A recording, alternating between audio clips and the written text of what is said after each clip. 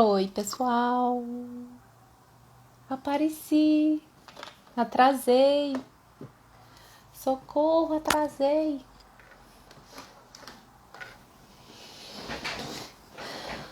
O dia que não é pra atrasar, atrasa, gente. Murphy. Coitado do Murphy, leva a culpa, né? Mas não é Murphy, é funções executivas mesmo. Tudo bom, gente? Boa noite, boa noite. Vamos chegando. Oi, Simone. Tudo bom? Dá um tempinho pro pessoal ir chegando. Oi, Gi! Super atrasei, gente. Tava terminando um atendimento e aí tinha que passar um perfume, né? Então tinha que, né? Organizar um pouquinho. Hoje é dia do cabelo doido, tudo arrepiado, dia de chuva, então já viu, né? Bom, oi, Pati, tudo bom? Jaqueline, oi, Roberta. Ai, gente, tava com saudade. Olha que ponto chegamos, né, das relações sociais. A minha socialização tem sido, imagina, né, as lives. Então, tô sem socialização por um tempo. Mas, olha, super saudade de vocês. Algumas pessoinhas novas. Oi, Carol, tudo bom? Oi, Camila. Desaqueci um pouquinho de live, gente, mas vamos lá. Tem um tempão que eu quero fazer a live sobre esse tema aqui para vocês. Mas eu não achava o momento certo para isso. Né? Se a gente não faz na empolgação, se não fosse a Camila me pôr no pilha, e aí me convido. Quando eu sumir, vocês me convidam para fazer live em parceria, que aí eu animo, eu empolgo e a gente volta, né? Então vamos falar. Eu fiz só umas anotações aqui de alguns tópicozinhos que eu acho que bom que dá para fazer live, né? Então, Paty, acho que rola da gente fazer uma qualquer dia desses de novo, né? E aí, seguinte, vamos começar. Como é que é essa coisa do autismo em mulheres, né? Oi, Isabel, tudo bom? E aí eu coloquei na chamada lá uma perguntinha que era se existe o autismo feminino, né? A gente pode chamar de um autismo feminino, isso na ideia de esse autismo feminino é diferente do masculino.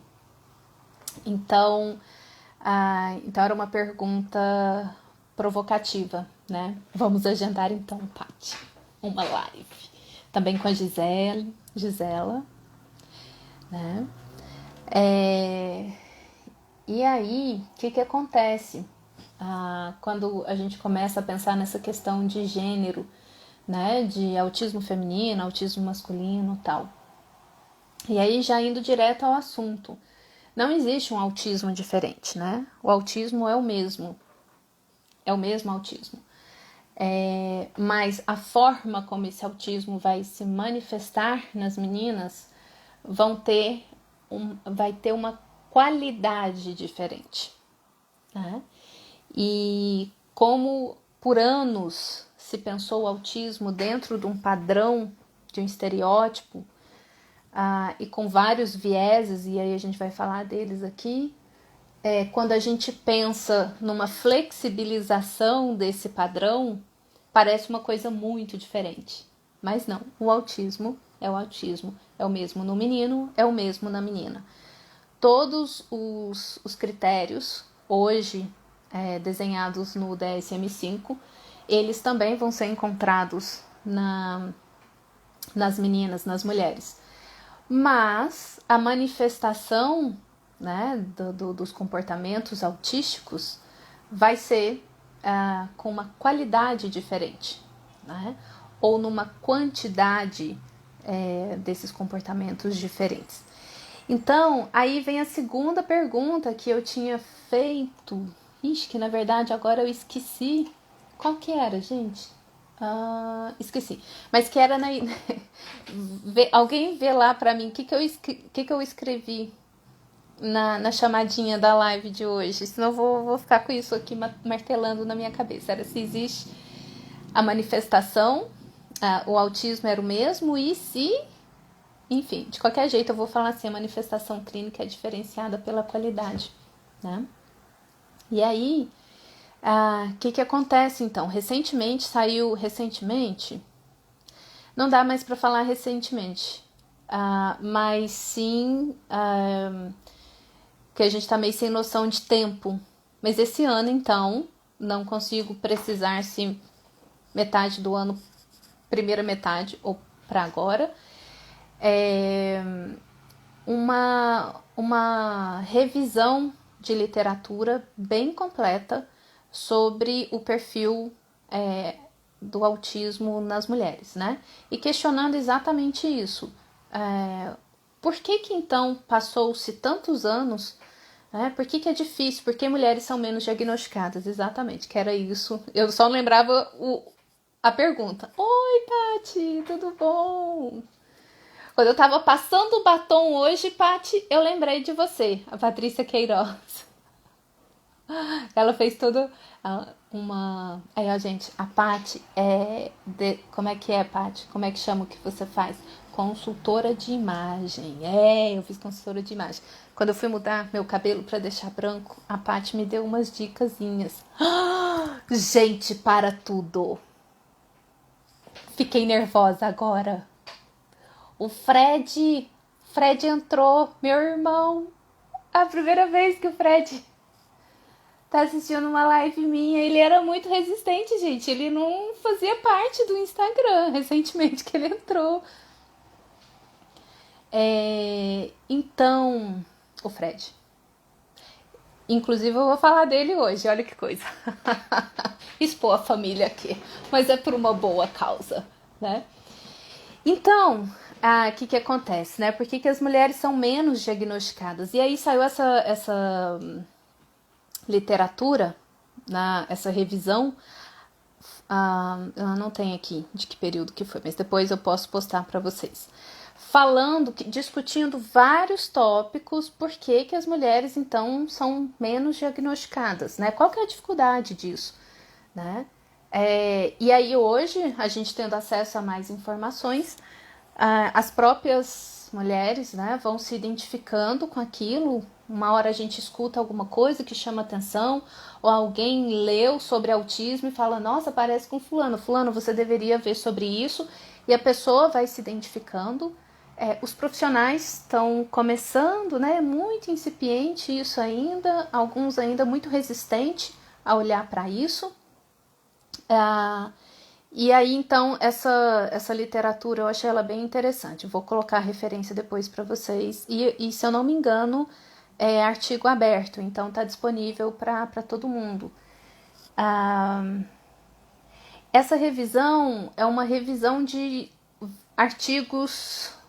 Eles fazem referência do primeiro artigo em que se mencionou um fenótipo do autismo feminino, né? De 1980. Ok? Mas, como conclui esse artigo, esse estudo, um dos fatores que contribuíram para que a mulher, então, não fosse tão diagnosticada, nada mais, nada menos do que um viés na ciência, na pesquisa, em relação a gêneros, né? Porque as pesquisas referentes ao autismo, elas são majoritariamente feitas com público masculino, né?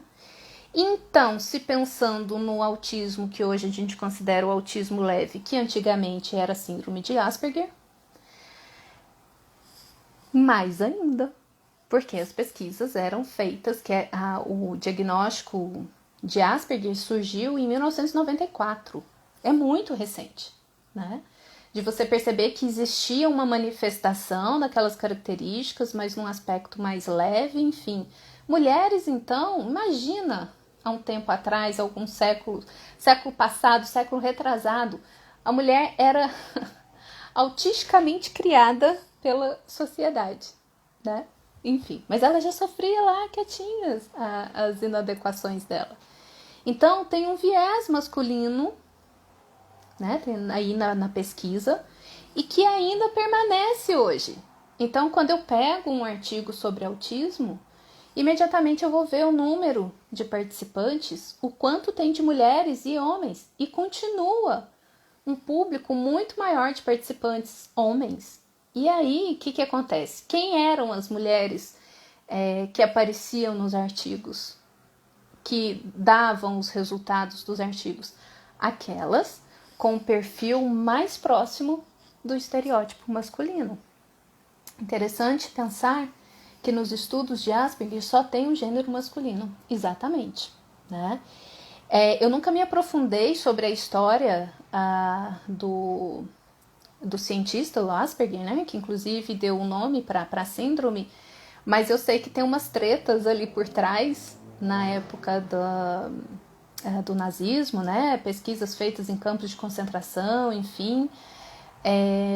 E daí tem um livro que alguém sugeriu uma vez, mas eu nem quis ler porque eu tenho uma aversão profunda a qualquer referência de imaginar campos de concentração e essa coisa toda. Então eu não quis pensar sobre isso, não quis ler. Mas quem lê aí pode contribuir. Imagino que as mulheres autistas são oprimidas até na manifestação do TEA. É exatamente isso, né?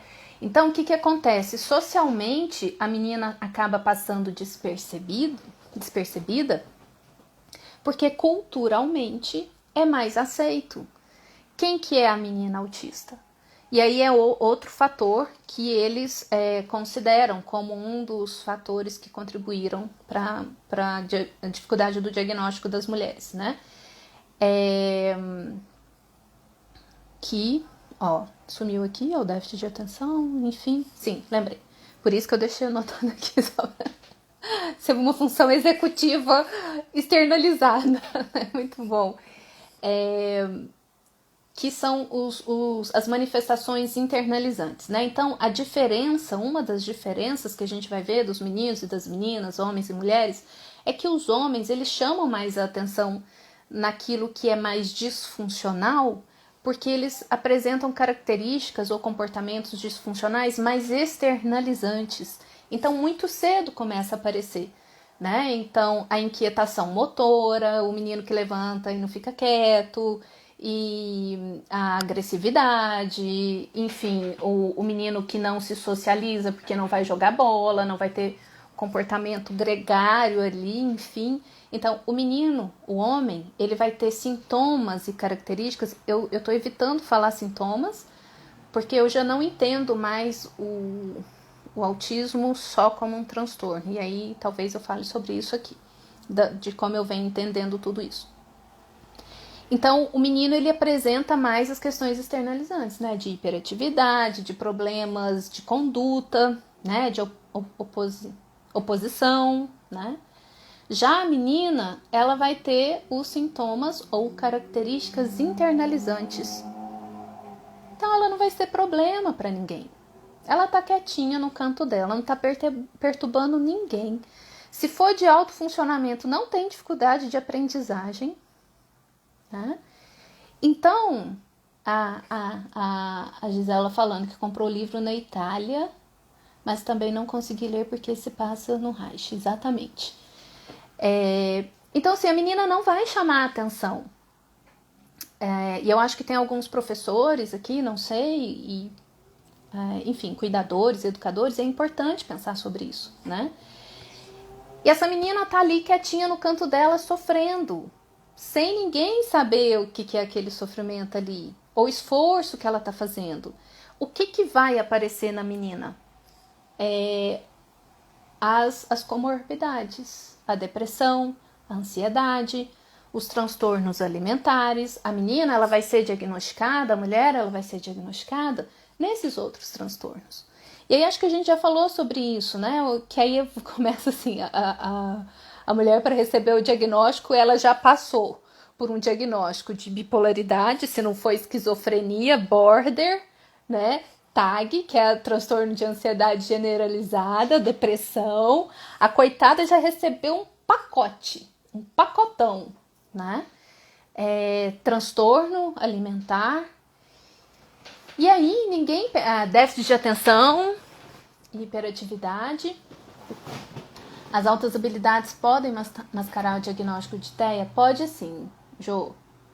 Pode sim. Da mesma forma que o TEA também pode mascarar altas habilidades. E aí, né, a Paty Neumann, a gente podia fazer uma live justamente daquela conversa particular, daquela live particular que a gente teve falando das diferenças, né?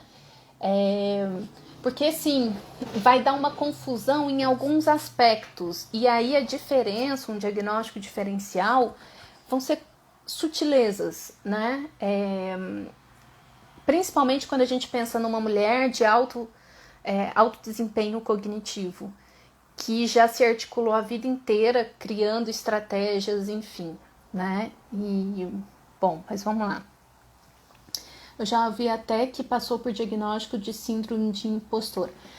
A síndrome de impostor, a gente, assim, não é um diagnóstico. É igual a síndrome do Peter Pan. Ok? Vocês conhecem a síndrome do Peter Pan? É a síndrome do menino que não quer crescer? A gente conhece vários assim, não conhece? Tô tentando subir aqui as mensagens e não tô conseguindo. Então, a síndrome do impostor não é um diagnóstico em si. Mas, né, alguém vai receber esse diagnóstico, enfim. Mas é muito comum mulheres autistas, assim como também de altas habilidades, entre outras, sentir, né, a síndrome do impostor, a síndrome do farsante, porque a pessoa não sabe quem ela é. Então, ela tem essa constante sensação de que ela está sendo uma pessoa que ela não é, que em algum momento ela vai ser descoberta na máscara dela, né? Eu também não vejo TEA como transtorno. Eu vejo como condição de desenvolvimento, exatamente. Demorei, mas cheguei. Oi, Caju, tudo bom? Tem o autista hiperativo e hipoativo? Tem sim. Oi, Bia, tava sumida, né? Oi, Stephanie, tudo bom? Beijo grande. Pois é, foi o que eu disse, não é diagnóstico. Se esforçar a vida inteira para depois ouvir. Não acho que você seja autista, você não parece autista. Sim, Silmara. Conheço a síndrome do Peter Pan. É o menino que não quer crescer, aquele quarentão, cinquentão, que, enfim, é garotão, né? Tenho amigos queridos que são síndrome do Peter Pan e eles sabem e a gente se diverte. Tem muito profissional que não conhece superdotação e força o diagnóstico de TEA sem ser. Exatamente. Tô na reta final do meu diagnóstico. Gabi, se tudo der certo, vai funcionar. E aí já dou dica aqui, então, já adiantando um pouquinho as coisas. Oi, Milena, tudo bom? Já adiantando as coisas para quem tá se auto-identificando, para quem tá em busca do diagnóstico ou começou a suspeitar, enfim. Eu falo para as pessoas fazerem o dossiê. Então, tudo que você vê na rede social, o depoimento de uma pessoa autista, de uma menina autista, ou até de homem também, não precisa ser só de mulher, porque autismo é autismo. Se identificou com aquele post, salva ele, guarda ele, cria um grupo para você mesmo no WhatsApp ou no Telegram, e envia aquele material para você, só para você. Viu o vídeo, guarda aquele vídeo e faz anotação. O que foi dali que você ouviu, que você se identificou. Porque, assim, às vezes depois você vai esquecer onde é que você viu aquela informação, sabe? Então, começa a fazer um dossiê a seu respeito de coisas que você se identificou, porque quando você for procurar um profissional, você não, sabe, tá tudo ali, eu tô me identificando. E eu sempre falo que, e aí para os profissionais, então, falando aqui, o processo de autoidentificação, ele tem que ser considerado no processo diagnóstico. Porque aquela pessoa não está se identificando à toa com aquelas coisas que ela está falando. Então o profissional precisa ter um pouco mais de abertura para aquilo, um pouco mais de sensibilidade, no mínimo, curiosidade. Gente, mas será por que essa pessoa está se identificando com isso? Alguma coisa tem ali, vamos investigar junto, né? E aí nesse dossiê também, colocar, aí eu falo aqui, falo de mim, ok? E aí eu falo com muito carinho, uso essa expressão com carinho, que é esquisitices, tá? De pensar assim, eu penso, gente, quais eram as minhas esquisitices da infância? E eu falo esquisitice de uma forma carinhosa, porque quando eu falo para a pessoa, investiga na sua vida, o que você tinha de diferente, não sei o que, diferente, não sei falar. Então, a pessoa entende esquisitice. As esquisiticezinhas, aquelas maniazinhas que você tinha, que você percebia que era diferente do outro e você mesmo se esforçava para não demonstrar tanto.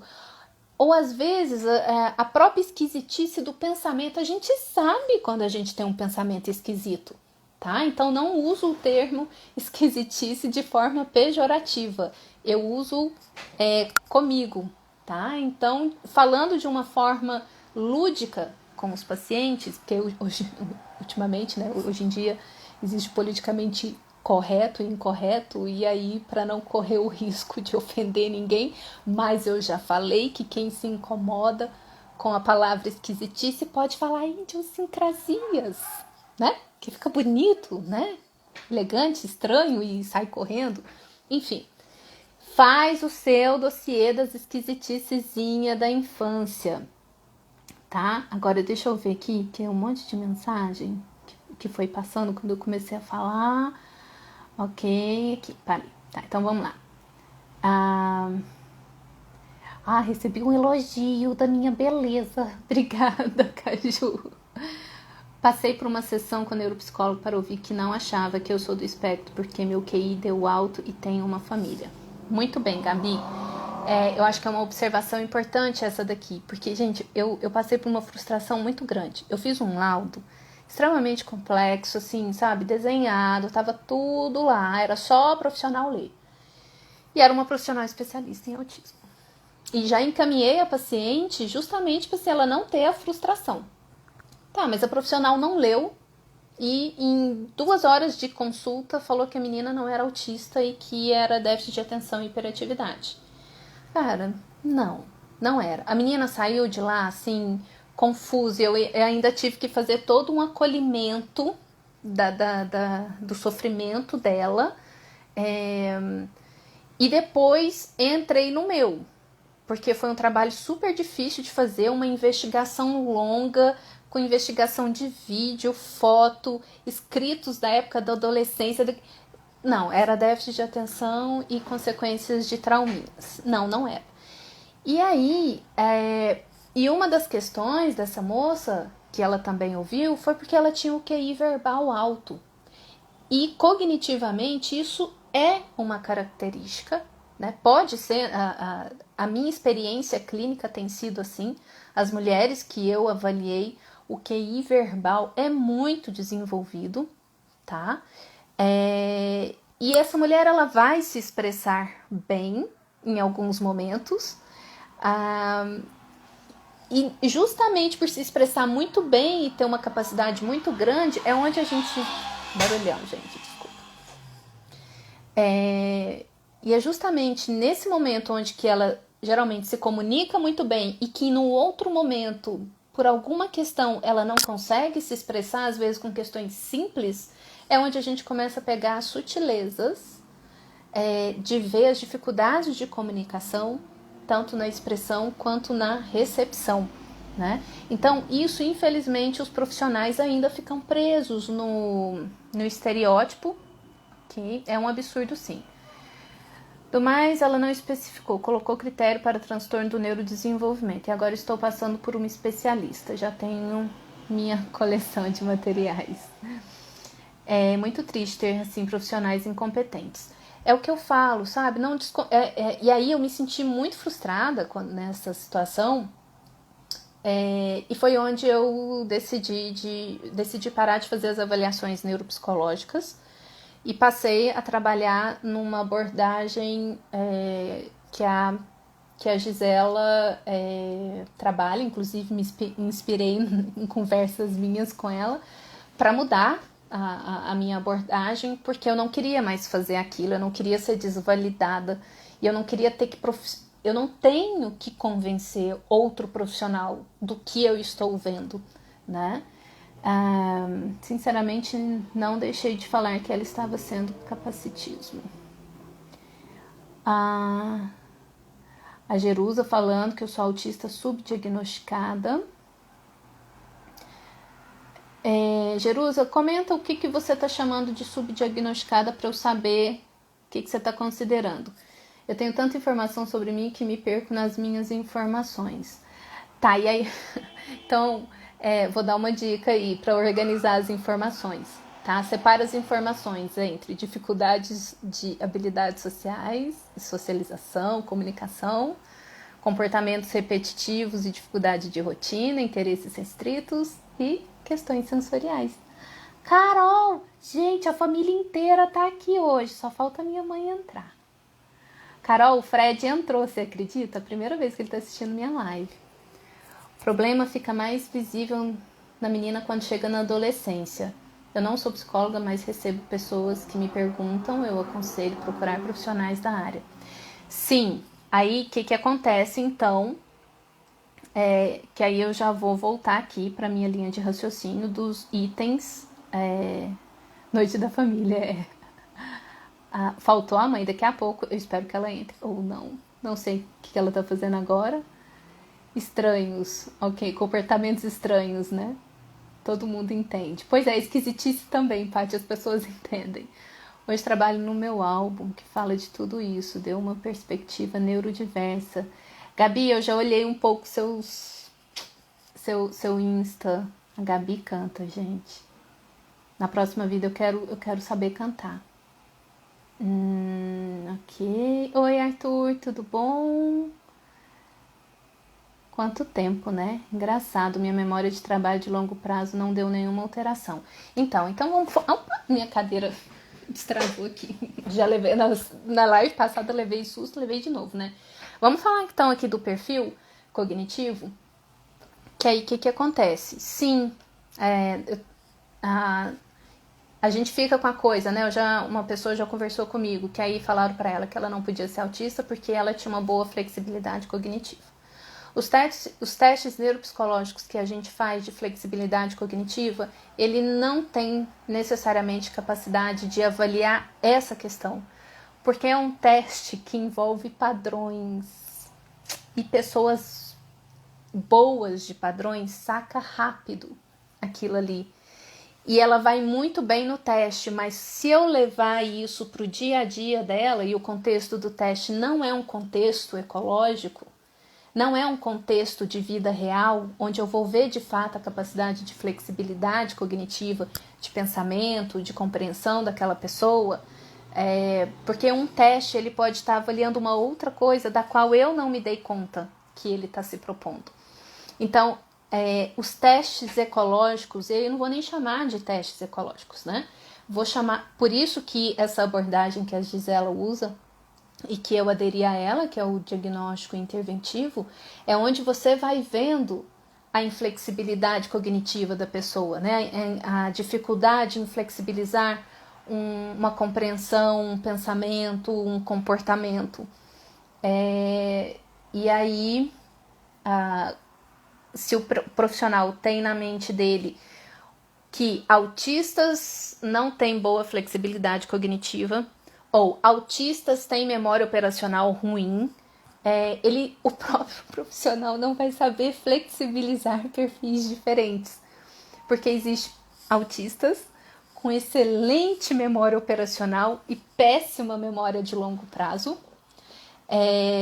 Tem mulheres autistas e homens também que não se lembram muito de coisas da infância, praticamente não lembram a infância. E existem pessoas, que aí é o meu caso, que eu lembro meu primeiro dia no maternal e vários eventos dessa época, e a minha memória operacional, ela é tímida, vamos dizer assim, ok? Tem autistas que são ótimos em planejamento e execução, mas são péssimos em regulação emocional, e já avaliei pessoas com esse perfil também, porque regulação emocional, motivação faz parte das funções executivas, Meu laudo deu certo e tenho que te... Ô, Roberta, que bom, Roberta! Então você já tá carimbada? Ah, lembrei do Raul Seixas. Carimbado, rotulado, se quiser voar. Adoro. Enfim, é absurdo que o Brasil só o médico possa dar diagnóstico. Sim, é coisa do ato médico, né? E desconsidera os outros profissionais. É tão difícil encontrar um profissional preparado para diagnosticar autismo em mulheres. Eu me vejo muito longe do laudo. Vou fazer recomendações de profissionais aqui que tem especialidade. Não vou falar especialidade, expertise, né? Expertise. Aí, a Roberta colocando aqui, né? Então, peguem aí com a Roberta o contato da doutora Júlia. Depois eu quero também, para ter mais opções de indicação. Os médicos e psicólogos se sentem muito feridos quando o próprio paciente levanta uma hipótese. É verdade, Verônica, é verdade. Problema terapêutico do profissional. Se ele nem se interessar por que o paciente pensou naquilo. Meu laudo de neuropsicologia foi abaixo do esperado. Não sei por quê, pois não consta no laudo o motivo. Abaixo do esperado o que, Jéssica? Eu às vezes travo com coisas simples. Ok, eu sou subdiagnosticada, pois ainda não iniciei a investigação e não tenho laudo. Descobri meu autismo depois que meu filho foi diagnosticado. Eu ri porque logo abaixo eu vi a mensagem da Carol. Tá, entendi. O que você considerou como subdiagnosticada? Descobri meu autismo depois que meu filho foi diagnosticado. E isso é muitas vezes a porta de entrada para a autoidentificação da mulher e do homem também, tá? Então, os filhos são diagnosticados, aí o pai começa a cair a ficha e fala, mas peraí, muito do comportamento dele eu tinha quando criança, mas era considerado uma mania, uma peculiaridade ou alguma coisa assim. Então, o que acontece hoje? É o que eu sempre falo para as pessoas. De 2014 para cá que começaram a borbulhar mais os artigos voltados, né, para o diagnóstico adulto em mulheres, enfim, sempre teve, né? Então, da mulher, o primeiro que acharam foi de 1980.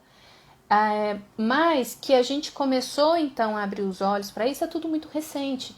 Então, sim, os profissionais vão demorar a se atualizar. A gente sabe que existe problemas educacionais importantíssimos nas nossas formações. A gente sabe do domínio da questão médica, né? E que é uma profissão muito tradicional, que são poucos os profissionais que se abrem para estudar outras coisas, então, em questão de atualização, enfim. E aí é por isso que eu falo de fazer o dossiê e ir atrás e buscar quem você escuta que tem indicação, de quem você tem indicação, porque isso facilita o trabalho. Mas muitos profissionais ainda não tiveram contato com isso. Pra gente parece que é tudo muito óbvio, mas a gente tem que ter noção que tem pessoas que não tem nem noção o que é o autismo. Escuta longe autismo, né? Porque aquilo não faz parte da história da pessoa. E profissionais que estudou na faculdade a gente não aprofunda em nada.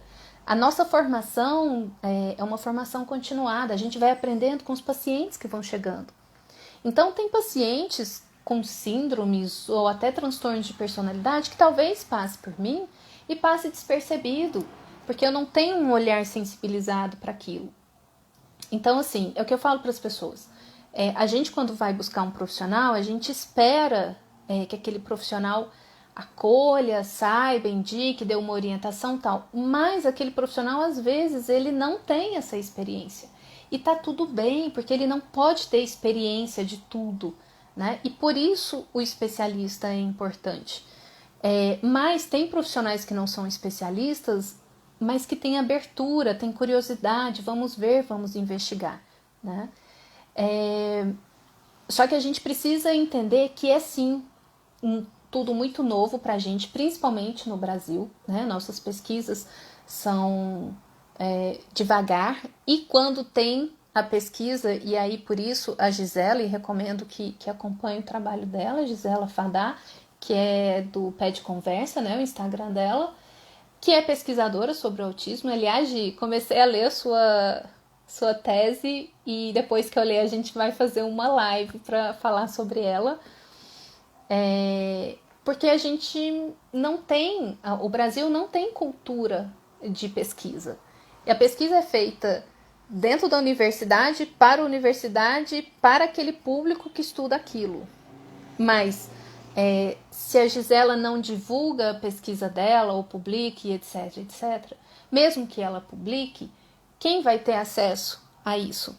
O profissional que quer estudar aquele tema, né? Então, demora muitas vezes o que foi estudado na pesquisa chegar na linha de frente, né, da parte clínica. A Carol, minha irmã, perguntou se eu acho que ela é do espectro. Não. Nem a Carol, nem o Fred. É um escalonamento, na verdade, né? A Carol, ela tem lá as suas... O que acontece, então, é assim. O meu pai, ele não sabe, mas ele é autista, né? Eu já fiquei em dúvida, conto pra ele, não conto? Mas eu sei que, enfim, um dia, entre vinhos lá, eu converso isso com ele. E aí, pessoas que são criadas com pais autistas ou que têm autistas na família, essa geração antiga, assim, da gente, os filhos, eles vão herdar tanto geneticamente características de personalidade, ok? Porque a personalidade, ela tá na formação das suas sinapses, nas tendências do desenvolvimento do seu organismo, nas memórias celulares, né? E hoje a epigenética estuda bastante isso.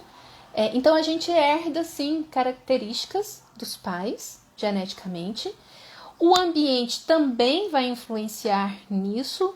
Então, mesmo que a Carol não tenha manifestação do autismo em questões genéticas, por ter sido criado com um pai autista e uma mãe cujo pai era autista, porque meu avô materno hoje a gente sabe que também era autista, isso era uma característica comum. Então, as características autísticas era vista como, parece com o pai, parece com o avô, parece com isso.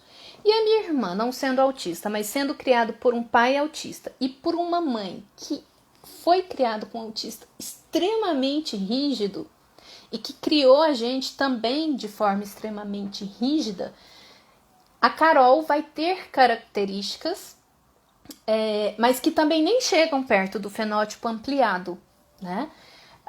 Mas a Carol tem sim um pensamento...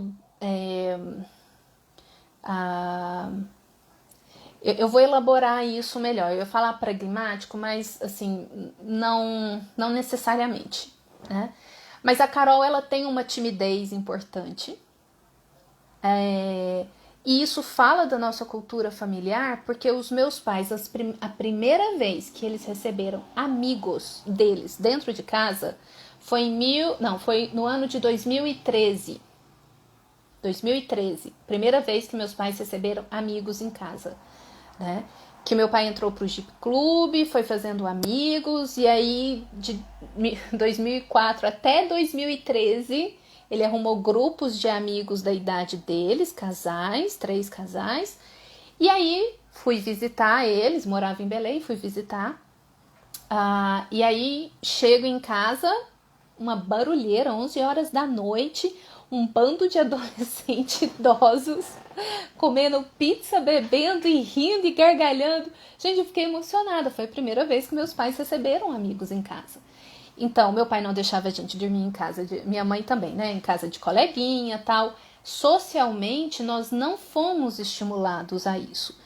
E de uma família muito crítica, então com um juízo crítico muito grande. E aí isso vai gerar, pode gerar timidez, né? Que é o medo de errar, o medo do julgamento do outro, o que o outro vai pensar, enfim. Então a Carol, ela tem uma timidez, né? E, enfim, que vai caracterizar alguma dificuldade social. Mas o pensamento dela, o raciocínio social dela não é como o meu, né? Mas um dia a gente conversa melhor sobre isso, Carol. Bom, aí eu não vou conseguir ler todas, gente, senão eu não consigo falar o que eu quero, tá bom? Aqui o áudio está bem atrasado em relação ao chat. Hiperfoco, psicologia. Gente, eu vou ter que ir no auge dos 40 anos com diagnóstico. Exatamente, Jô, fantástico, né? O pessoal colocando aqui médicos. Tem 17, o autismo foi o que mais fez sentido. Nem fale, os médicos reagem muito mal quando parece. Oi, tudo bom, Ana? Enfim, vamos lá. Dar dicas de profissionais não tem como colocar. Pois é, não sei. Essa pessoa que não ouve a pessoa é uma falha. Gente, a gente vai, claro que a gente vai voltar na segunda parte, né? Xiomara, não estou pretendendo a terceira parte, tá bom? Foi no caso. É porque hoje eu quero ler, gente. O que vocês estão colocando? Foi no caso. Eu e meu marido descobrimos que nosso autismo, devido ao meu filho, eu só sabia de minhas altas habilidades, não necessariamente. Tá.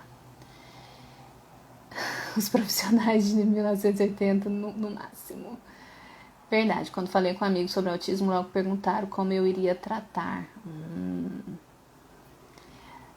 Ok, são muitos comentários, gente. Ok.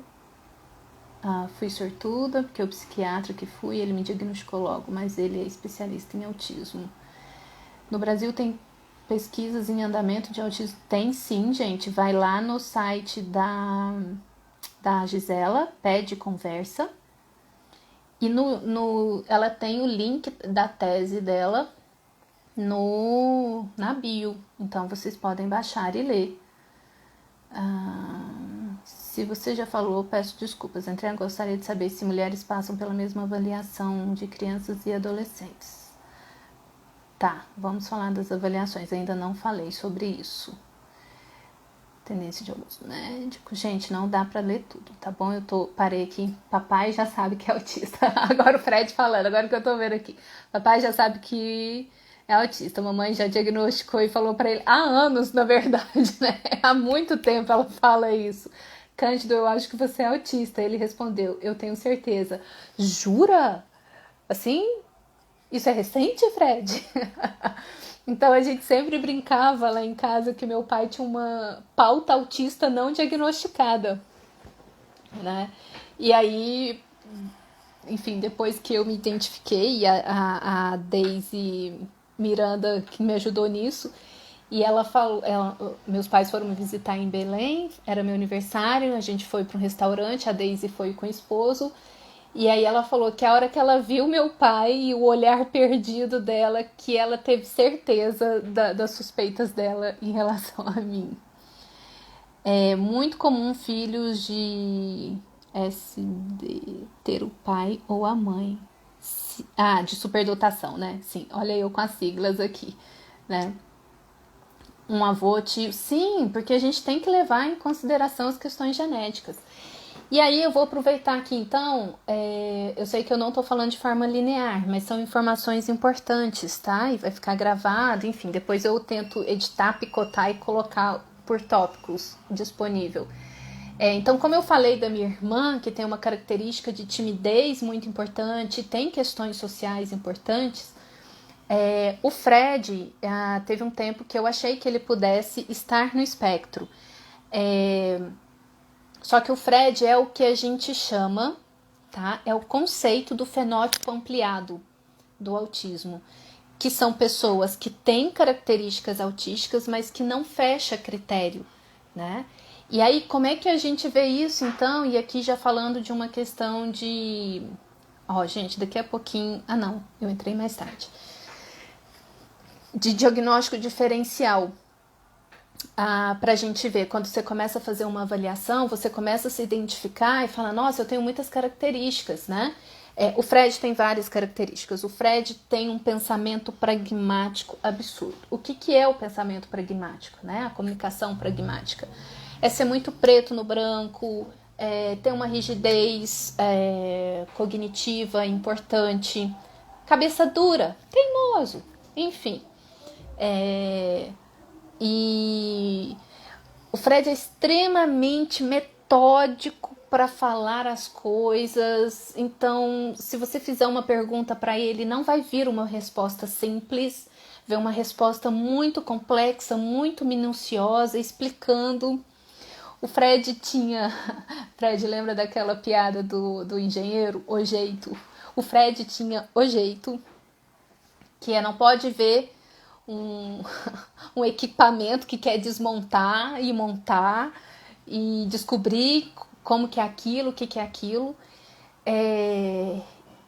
E o Fred tem dificuldades sociais, né? Que fala do nosso contexto familiar, de uma família com perfil muito crítico, que não teve muito essa estimulação e experimentação. Então, pessoas criadas de forma muito reprimidas, que não são para experimentar o mundo. Então, a gente cresce com medo de errar e de experimentar as coisas. E isso faz com que a gente não desenvolva. Então, o Fred tem dificuldades sociais importantes, com públicos específicos, mas para determinado público ele não tem. E o Fred é TDAH. Tá? Se fosse hoje, se ele fosse criança hoje, ele seria diagnosticado como TDAH e TOD, só das siglas, né? Que é o transtorno opositivo desafiador. Fred foi uma criança difícil, mas hoje é um amor de ser humano, né?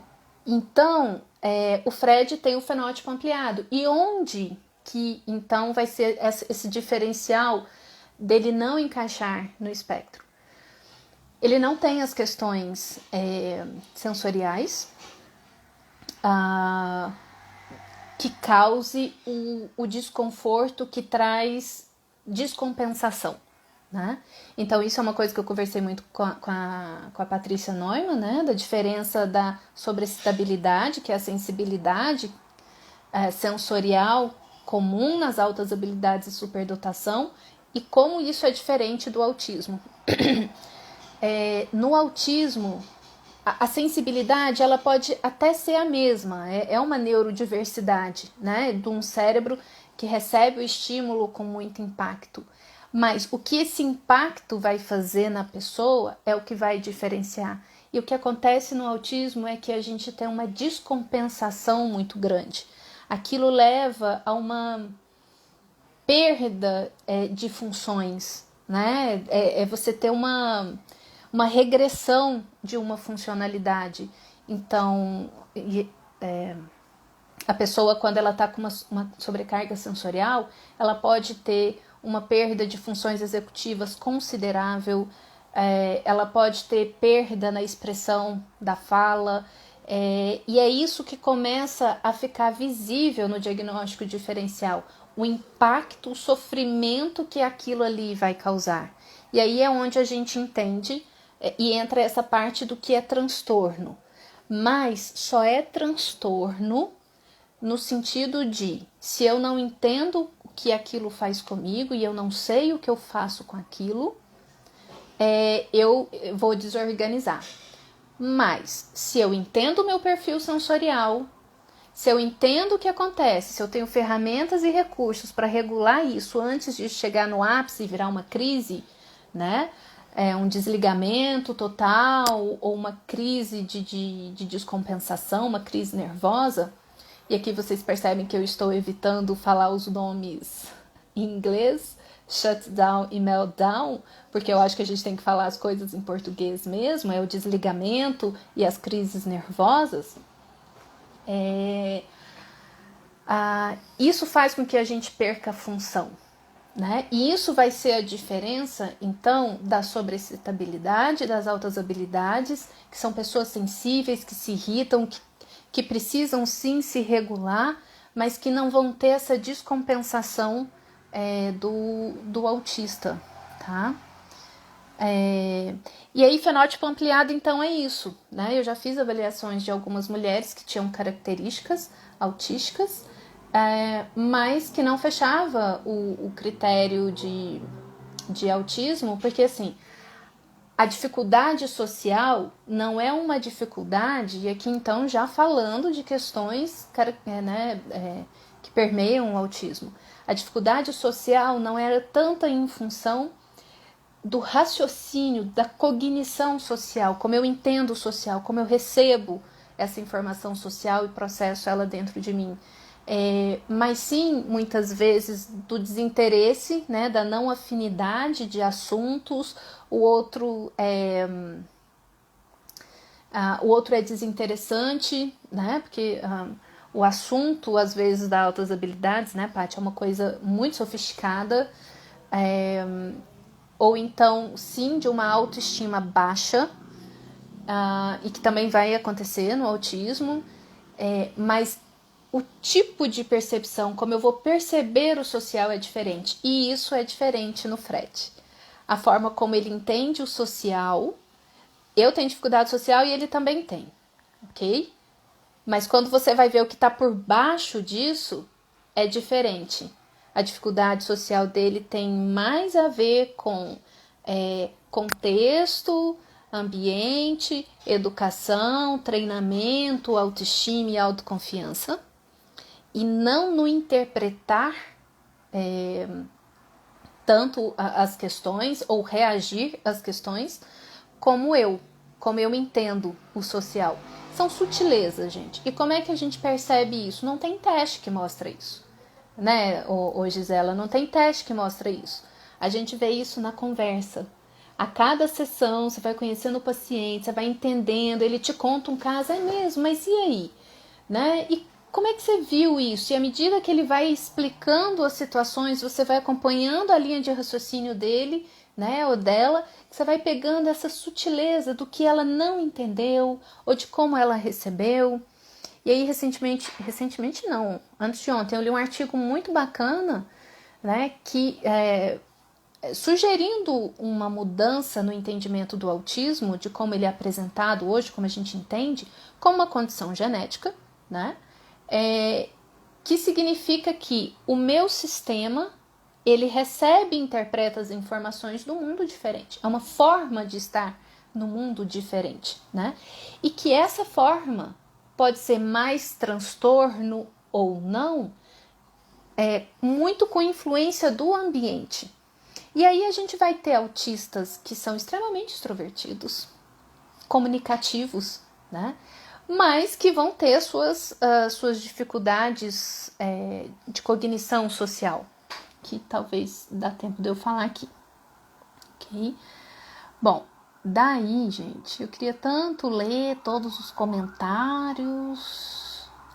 Autismo atípico. Não vou nem falar sobre isso, porque eu não... Ok. Toca aqui, Fred, a Paty.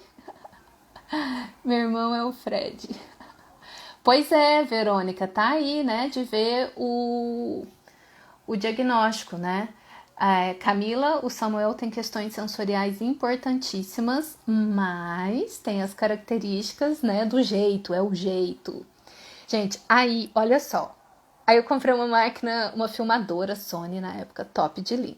Isso nem tem muito tempo, né? E aí, numa viagem que eu fiz, essa câmera quebrou, não funcionava mais. E aí fui para Uberlândia, o Fred estava lá. E aí o Fred falou, deixa eu consertar ela. Super sofisticada. Falei, deixa, mas se eu consertar ela é minha. Ok, eu vou fazer o quê? E aí, o que você fez com ela, Fred? O João Vitor, a Carol tá falando que é meu sobrinho, também é TDAH e TOD. Na verdade, né, e aí eu acho, e acompanhando o João desde muito bebê, ele tem um pezinho nas altas habilidades, né? Mas e crianças, né, com altas habilidades, depois vou até conversar isso com a Paty, vai apresentar assim essas características que a gente chama de TOD, né? Eu sou o Fred com processamento sensorial baixo. Sim, aí vai ter as pessoas hipossensíveis, né? Em mulheres, como é feito o fechamento diagnóstico sendo tão mais difícil devido à socialização patriarcal? Como diferir o diagnóstico e encaixar no espectro? Boa pergunta, então preciso voltar aqui. Carol, sim, assim espero, né? Até agora tá indo tudo bem. Fica no IGTV. Hoje fiz sessão de terapia ocupacional para déficit de processamento sensorial. Saí de lá cambaleando. Ah, sim, pois Glícia, isso dá uma live por si só, né? Porque se você foi estimular a sensorialidade, isso vai gerar sobrecarga e você vai precisar se recuperar após sessão, né? Fazer show pra mim é uma delícia. Quando tô ficada na música, mas quando acaba eu já tô tendo crises fortes, não suporto mais nada. Daí a importância de aprender regulação emocional, tá? Veja assim também, questão de transtorno. Ok. Muitos comentários. Desligamento, isso. O que mais a dona Gabriela usar os termos em português, né, gente? Vamos brasileirar a coisa. Mas eu ouvi dizer de autista que não tem essa alteração, inclusive próprio autista falando isso. Então, o que acontece é o seguinte, é critério diagnóstico do autismo o transtorno sensorial ou o processamento sensorial, alterações no processamento sensorial. O que acontece, então, é que algumas pessoas têm um perfil hipossensível, ou seja, tem eu vou falar dificuldade, mas não processa muita informação sensorial, pouco sensível. E tem as pessoas hipersensível, né? E tudo que tá para os extremos pode ser disfuncional. O problema do hipossensível é que se você perguntar para ele, mas você se incomoda com toque, com som, com não sei o que? Não. Mas vai ver o que acontece com a criatura. Se a criatura não tem interocepção, que é a sensorialidade das vísceras, né, dos órgãos, isso tem a ver com o nervo que a gente tem, que sai do cérebro e inerva todas as nossas vísceras, o nervo vago, você não processa emoções. É onde vem aquela história do autista não sentir, né? Eu já tive paciente assim, ele não, porque as emoções são corporais, os movimentos das nossas vísceras, o que a gente sente no corpo, que conta para o nosso cérebro se a gente está tendo reações emocionais ou não. Frio na barriga, coração dispara, etc. Né? Eu sou hipersensível com a interocepção, então eu sinto minha pulsação, eu sinto meu coração, eu sinto liberação de ácido gástrico, enfim. Sou super sensível com a minha mucosa, quando eu sinto quando ela está inchada ou não.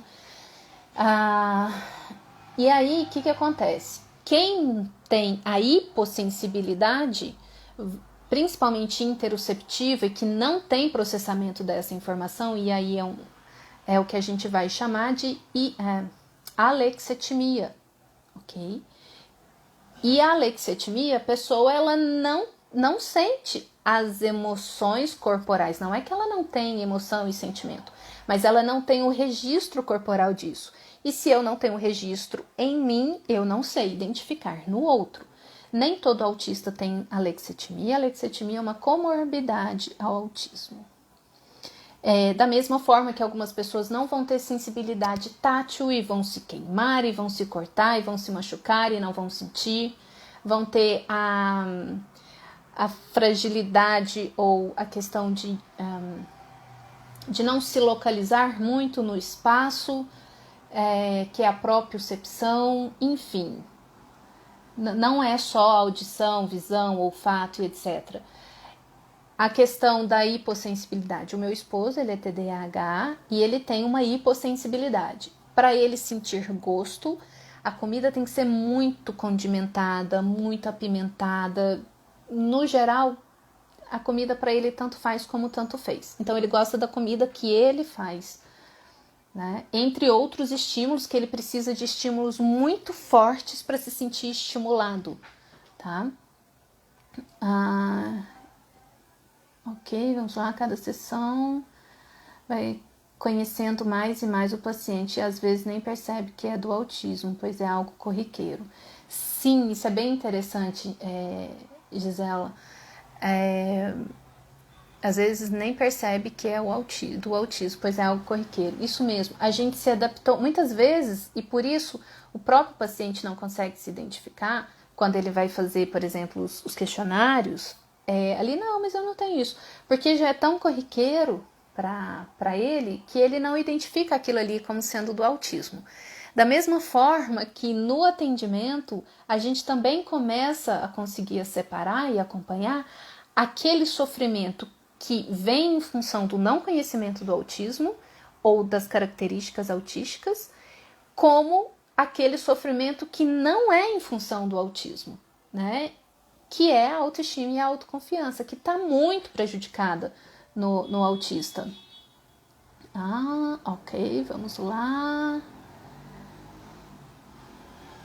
Eu tenho muita dificuldade social, vocês estão falando sobre algo que não me interessa, simplesmente saio. A gente pega... Sim.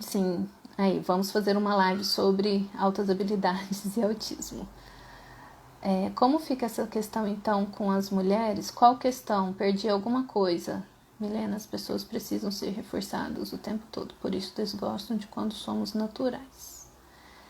Paty, o que você quis saber? Perdi alguma coisa. Como fica essa questão, então, com as mulheres? Meu irmão é o Fred. Ai, o neto quebrou alguma coisa. Parece uma garrafa. Morar com TDAH é assim, gente. Todo dia quebra um copo, quebra um prato.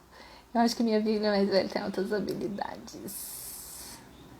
Toda alta habilidade é... Não, de jeito nenhum. Também tem muita confusão entre SD e TOD. Sim, não gosto de pessoas como nós. Percebo que a questão sensorial é intrínseca ao autismo, sim. É um critério do DSM-5. A maioria das pessoas não tem TEA. Bom, Paty, nós temos que fazer essa live. É uma minoria. Como aprender regulação? Como aprender regulação emocional? Seguindo as minhas lives. E que estão falhas, então não adianta. Não, eu tô brincando. Quero voltar a fazer, gente. Eu tenho lá no YouTube, no Espectrando Consciente, algumas lives. E eu sempre falo de autorregulação, né? Ok, vamos lá. Gente, não consigo acompanhar. Gabi, a minha clínica percebo as mulheres com mais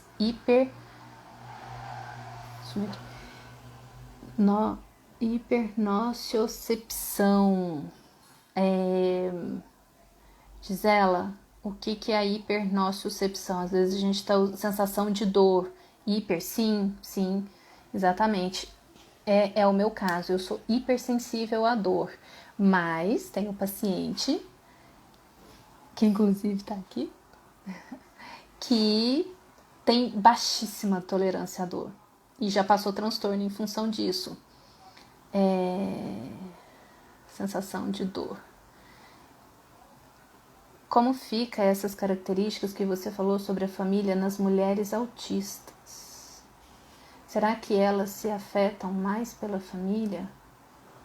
Essas características que você falou sobre a família, nas mulheres, são características da família. Tá, se eu entendi, Paty, assim, como que vão ficar as características de uma família que tem muitos autistas, como isso vai ficar na mulher? É isso? Se eu entendi bem, deixa eu só ver a questão aqui de horário. Tá, gente, deve entrar em 1 minuto daqui a pouquinho para derrubar e a gente volta, tá? Também sou hipersensível à dor. Tá, então, Paty, eu acho que eu tô com uma dificuldade. Como ficam essas características que você falou sobre a família nas mulheres autistas? Será que elas se afetam mais pela família?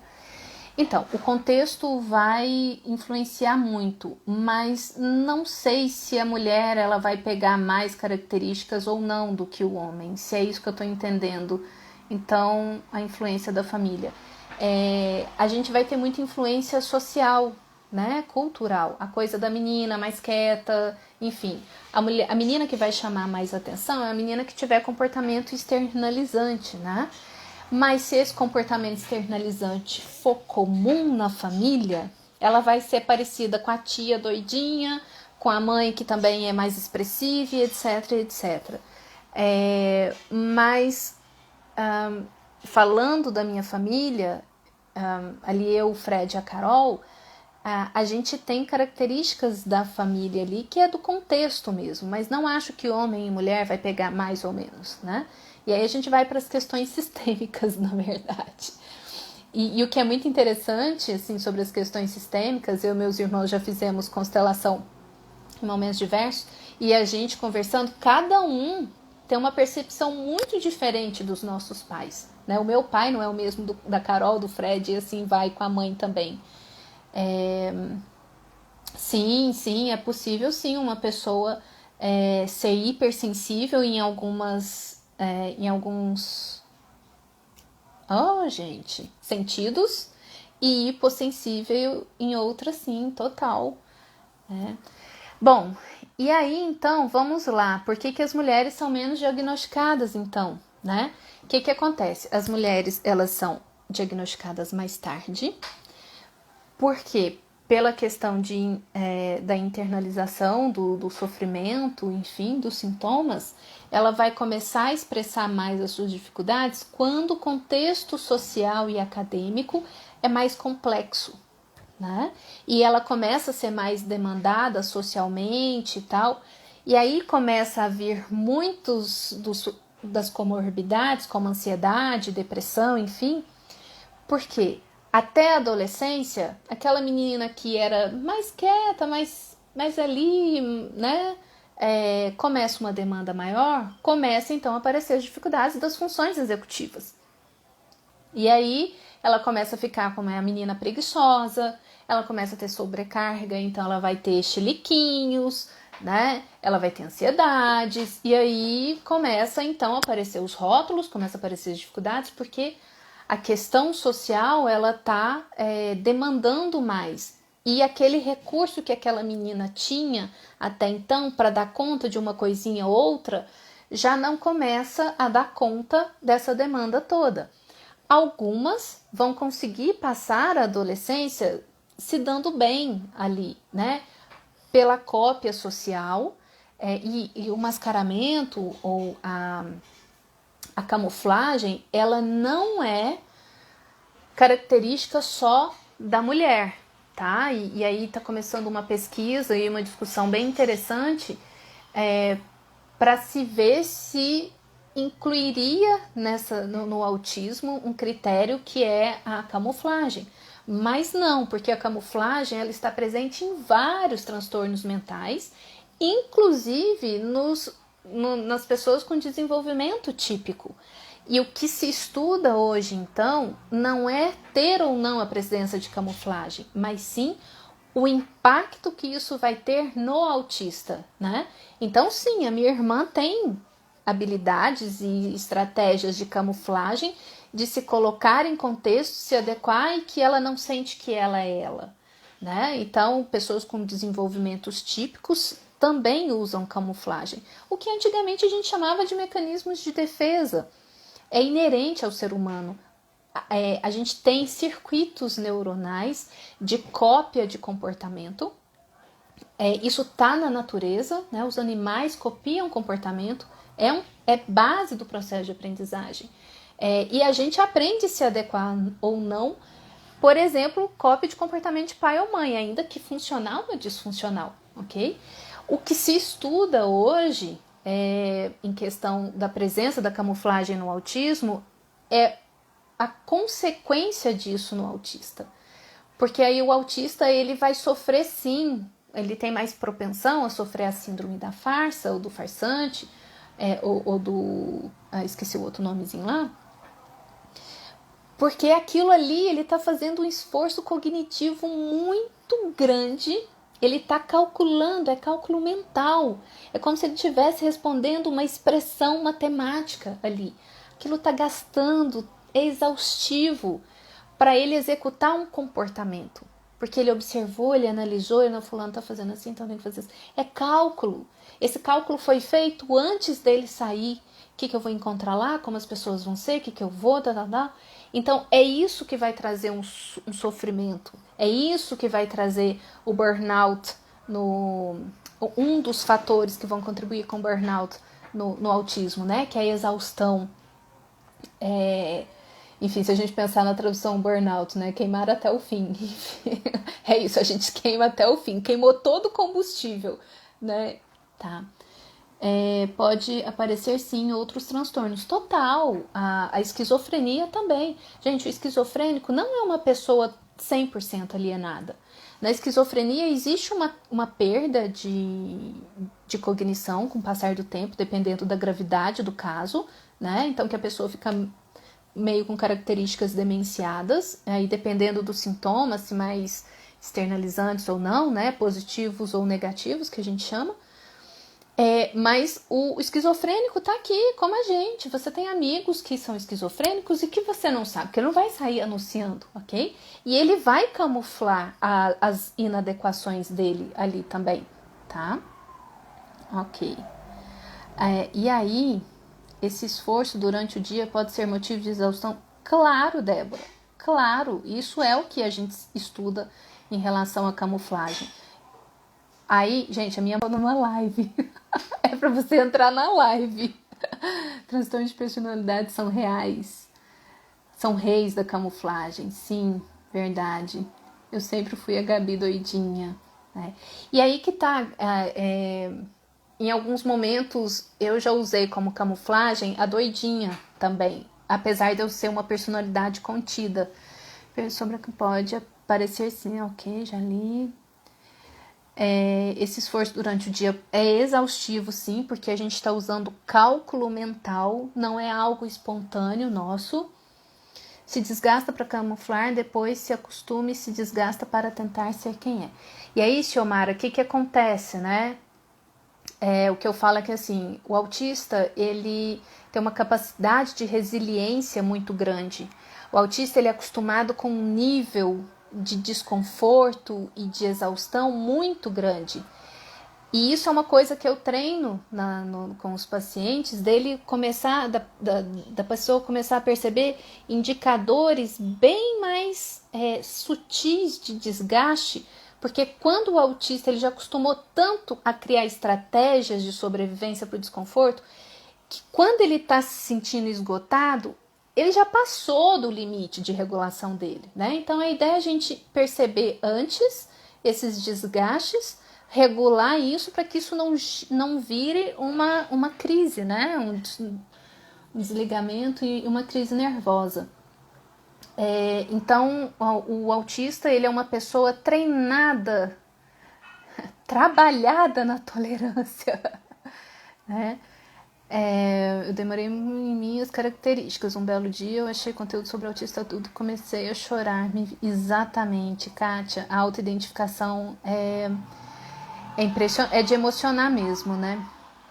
Eu fico exausta, tanto aqui no meu laudo deu que estou no estresse elevado. Sim, e olha que interessante. Ai, não sei como é que tá o tempo aqui. Gente, será que a live agora tá podendo ser um tempo estendido? Já, né? Não sei. Ok, mas vamos lá. Enquanto tá passando... Então, a questão do estresse elevadíssimo. E é exatamente isso, tá? O autista, ele tem um estado de estresse crônico elevadíssimo. E quando você tem um estado de estresse crônico,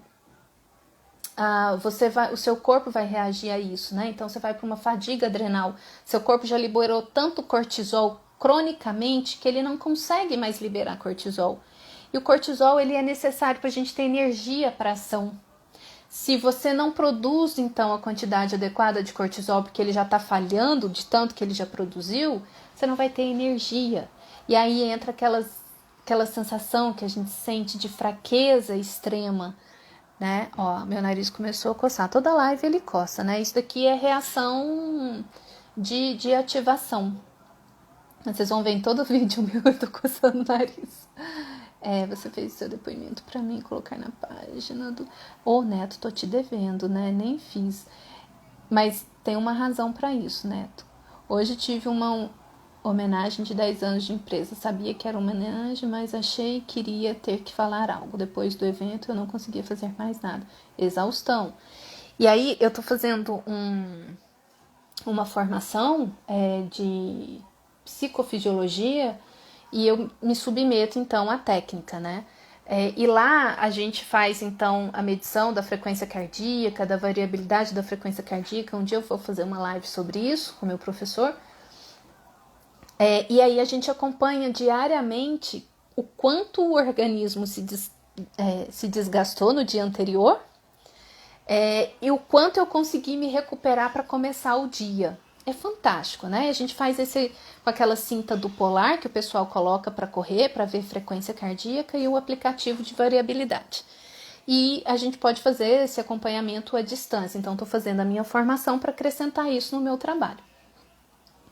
E aí, eu passei por um evento social. E assim, eu não falo para o professor, ele está acompanhando nos meus gráficos, eu não falo para ele o que aconteceu.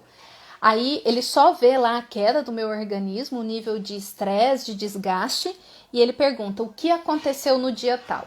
Aí eu falo o que aconteceu. E eu tive um evento social, que eu fiquei num conflito, vou, não vou, vou, não vou, vou, não vou. Acabei indo, fui com raiva, não sei. Gente, meu nível de estresse foi altíssimo. No outro dia eu estava exausta e isso ficou registrado ali. Então, assim, é fisiologia mostrando a reação, né? E aí hoje na nossa sessão, ele mostrou os meus indicadores de como o meu organismo é um organismo reativo. Por muito pouco eu reajo com um nível de estresse. E isso tem a ver com a sensorialidade. Então, o tempo todo a gente está recebendo estímulo. E pela sensibilidade, o meu organismo recebe essa informação como um estressor. E aí, por isso, o nível de estresse crônico.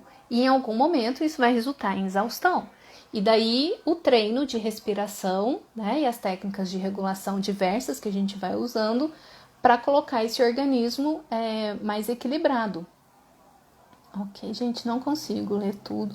Olha, o tempo já passou e a gente tá aqui. E o Instagram sustentando. Vai lá, quem é a Gi? Hoje. Beleza. Beijo, obrigada pela sua participação aqui. Vamos agendar uma live. Fiz um churrasco com a família em casa, eu não aguentei. Fui para a rua e liguei para minha irmã. Quase tive uma crise na rua, mas ela me ligou e me pediu para esperar ela. Horrível. Sim, a gente tem que desenvolver as técnicas de regulação. Já falei, EFT, procura EFT do André Lima para começar a aprender. Roselma. Gente, ai, meu coração dói. Pro final do ano eu não tô pegando mais paciente, né? E pro ano que vem, como eu não dou conta de atender muitas demandas, e isso foi a conclusão das minhas sessões hoje, eu não aguento mais do que 5 pacientes por dia. Então eu não tenho uma extensão grande, né? Mas eu fico muito angustiada, porque eu sei que eu posso contribuir com muitas pessoinhas. Então, um projeto que eu tô pro ano que vem é fazer grupos terapêuticos, né? De pessoas autistas. Eu quero fazer um grupo de mulheres, quero fazer um grupo de homens e quero fazer um grupo heterogêneo, misturando todo mundo. Tanto para pessoas que têm o diagnóstico fechado, pessoas que se auto-identificam e pessoas que estão em busca do diagnóstico. Porque aí no grupo a gente consegue fazer um preço mais democrático, né? Porque eu também preciso receber, eu não posso trabalhar de graça. Consigo num horário atender mais de uma pessoa, né? Então, e quando a gente pensa no autismo, que tem uma questão social importante, nada mais lógico do que ver nas interações sociais em grupo as dificuldades, como elas se apresentam, e treinar as habilidades sociais de regulação, né? Então, esse é o meu grande projeto, o sentido da vida para 2020. Você acha que psicanalista e psicólogo freudiano, acho que é esse o nome, sim, eles tratam autismo de formas diferentes? Não sei de responder isso. Ô, Paty, beijo, obrigada pela participação. Depois digo um oi lá no WhatsApp pra gente falar sobre a live. Obrigada, Paty, sempre dando maior apoio. Escreve Freudes e fala Freud. É igual meu nome, que escreve Neuber e fala Neuber. sei que não é indicado, mas sinceramente eu fiz terapia a vida toda com terapeutas a linha Aparecida. Eu achei que me ajudou. Sim, porque é um processo de autoconhecimento, né? Então, não, a psicologia é uma só, a abordagem vai ser diferente. E aquilo que te traz autoconhecimento vai te trazer benefícios. Sim, técnicas de regulação são importantíssimas. Psicanálise e terapeutas, assim é melhor. Não me esquece para esse projeto. Gente, quando eu anunciar, aí eu vou anotar. Vocês me passam os nomes dos interessados, né? Que aí eu vou colocar. Ok. Oi, olha o Pedro, tudo bom, Pedro? Aí, ó, aí no grupo de homem, Pedro, eu tenho um tempão que eu quero te mandar essa mensagem, não sei se ainda daí esteja. Mas eu falo que eu vou chamar o Pedro e o Lucas para ser coterapeutas no grupo masculino e no heterogêneo, né? Porque tem questões que ali ter um homem autista vai ser importante no trabalho com o homem, né? Amém ouvir sua live, é a primeira vez que vejo, já tô indo. Beijo, Marli, obrigada. Só que acabou comigo. Enfim, cada um vai ter uma experiência, né? Então, assim, gente, deixa eu ver o que mais que eu tinha aqui para falar, né?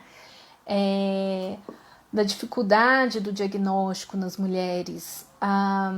Quando a gente, então, fala das mulheres com alta capacidade cognitiva, que é uma capacidade de processamento, de compreensão, um QI verbal, enfim, desenvolvido, essa pessoa ela tem recursos para criar estratégia para tudo, né? Então, que vão aparecer as camuflagens e tal.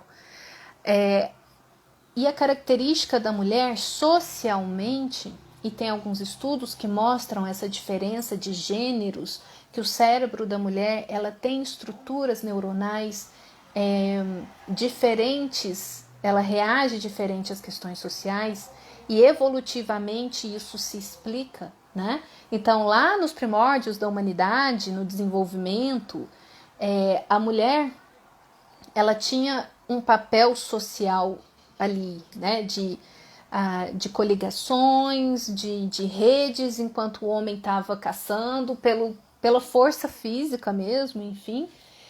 Então a mulher ela tem recursos neuronais desenvolvidos, né, que no decorrer da evolução foi sendo selecionado, que faz com que a mulher então tenha percepções mais sofisticadas sobre as questões sociais e ela se adeque àquilo, né? Então que camufle mais ou menos, enfim, isso está sendo estudado. A gente não pode falar que a mulher camufla mais, mas ela tem a questão do cérebro social feminino, por processar a informação de uma forma diferente, ela tem uma forma de se colocar no social com uma vantagem em relação aos homens. Né? Eu tomo cuidado do jeito que eu vou falar para não falar dificuldade ou facilidade ou coisa assim do tipo. Né? Então, o perfil social da mulher vai ser diferente, o processamento de informação social da mulher vai ser diferente do homem. Né?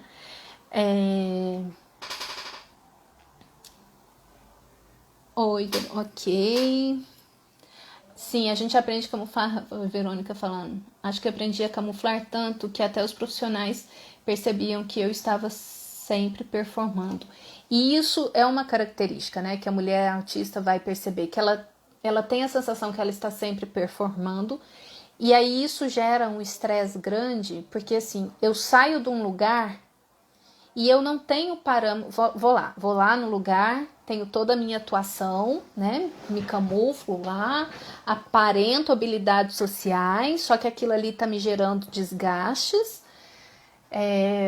E aí, quando eu saio de lá, como ninguém sabe que eu estou performando, eu não tenho uma validação do quanto eu fui bem no meu desempenho, né? Se eu performei bem ou não. Só eu sei que eu estou performando. E aí, quando eu saio do lugar, né? Aí vem o auto-julgamento. que eu sou uma farsa, que não era nada disso, ou que, ai, nossa, foi péssima. Ninguém viu que eu fui péssima, mas eu estou sentindo péssima, estou me sentindo inadequada, porque aquela inadequação, ela é crônica em mim, entende? E daí isso gera um reforço constante de autoestima e autoconfiança fragilizada. Porque eu mesmo me comporto e eu mesmo me avalio, mas eu já me avalio com uma perspectiva viciada já da autocrítica, né? Então nunca vou considerar que foi bom o suficiente a minha performance, né? Então, gente, tem essas questões de gênero, sim. Que mais? Deixa eu ver aqui algumas coisinhas. São muitas coisas, né?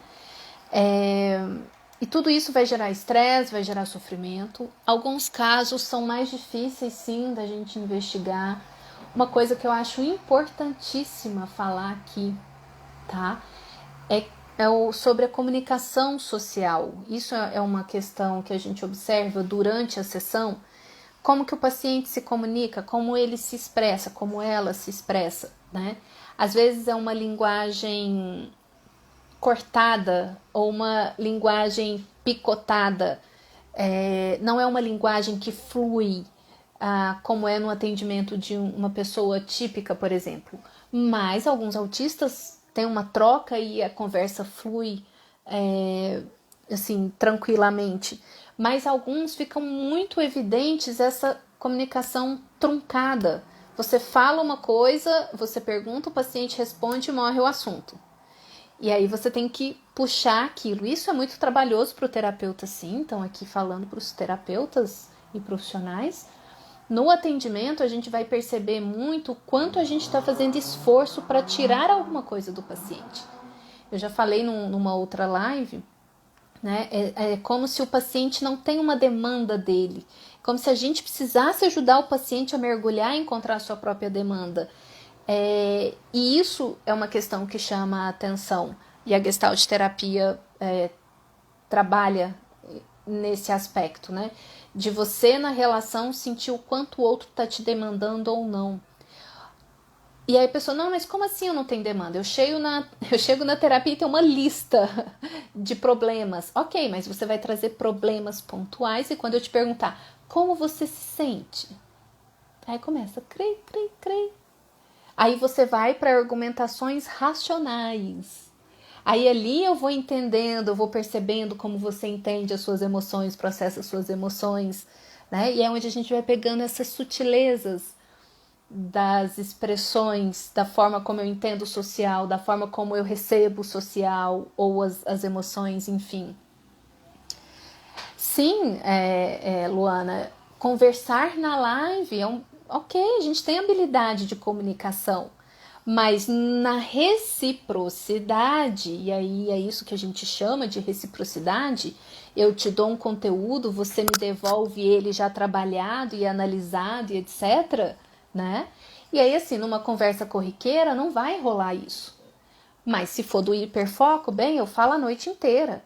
Mas se você prestar atenção na minha conversa, eu sempre levo a conversa para um estilo de terapia. E é ótimo para as pessoas, porque eu quero saber dos seus problemas e vou te dar dicas maravilhosas de regulação emocional. Aí a conversa flui, mas se for para o dia a dia, bem, eu quero sair correndo. Eu quero deixar essa live gravada. Se Deus quiser, vai ficar. Vai ver que morro mesmo, sou assim. Às vezes já falei que não tinha mais o que dizer.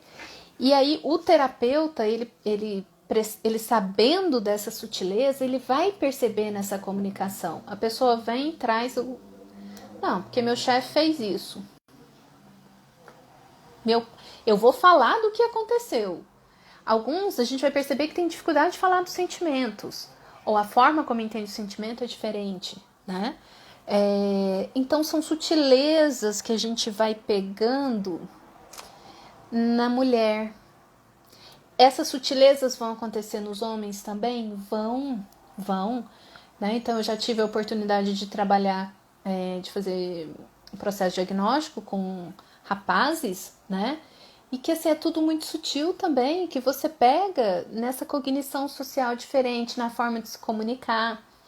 E aí teve um que foi muito bom de atender, e quando a gente foi encerrar o processo terapêutico, ele me levou um presentinho e ele falou: bom, eu não sei muito bem o que eu faço com isso daqui, então eu só vou te entregar, desculpa se eu não falei a coisa certa. E aí foi muito pessoal, e aquilo me tirou do lugar de terapeuta. Como terapeuta, eu sou super funcional. Aí me levou para o lugar de. E aí eu falei para ele: eu também não sei o que eu faço com isso, então eu vou agradecer. E eu achei muito bacana. Ok, eu não sei quem ficou mais sem graça, se foi eu, se foi ele. Porque aí me colocou na relação cara a cara ali de como lidar com uma vivência, né, social. Foi uma experiência interessante. Acho que a diferença entre socializar e comunicar, né? Para mim, me comunicar, falar em público é tranquilo. O problema é socializar. Exatamente. Exatamente, né? Vamos fazer, Luana, só me convidar. Tô precisando de estímulos, né? Gente, claro, vamos levar. Onde a gente puder levar informação é importante, né? Quero mais gente veja que é autistas leves, pois é surpreendente como estão presos a estereótipos. Sim, impressionante mesmo, né? Hoje minha terapeuta diz que sou automatizada, meu normal é automatizado, porque sair disso me deixa muito instabilizada. Exatamente isso, Caju. E aí a mulher vai então ter as questões, é o mesmo autismo dos homens. A questão da automatização, da repetição, da dificuldade de rotina. Mas como que a gente vai expressar isso, né? A mudança de dificuldade de rotina. Com crises de ansiedade, com tensões constantes. E aí você vai receber diagnóstico de fibromialgia, de transtorno de ansiedade, etc, né? Então, para cada moto que passa aqui na minha rua, meu coração dispara e eu tenho uma descarga de adrenalina. Se eu não conheço a minha fisiologia, a reação do meu corpo, a cada moto que passa eu posso ter uma crise de ansiedade.